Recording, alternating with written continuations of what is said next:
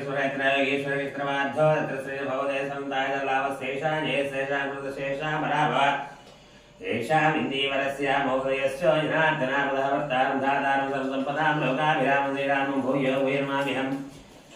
शिवेनां रूपेभ्यां या देवी सर्वमङ्गलां नरिण्ये त्र्यम्बके देवी नारायण नमोऽस्तुते ओं श्रीलक्ष्मीनारायणाभ्यां नमो वामहेश्वराभ्यां वसुदेवन्दराभ्यां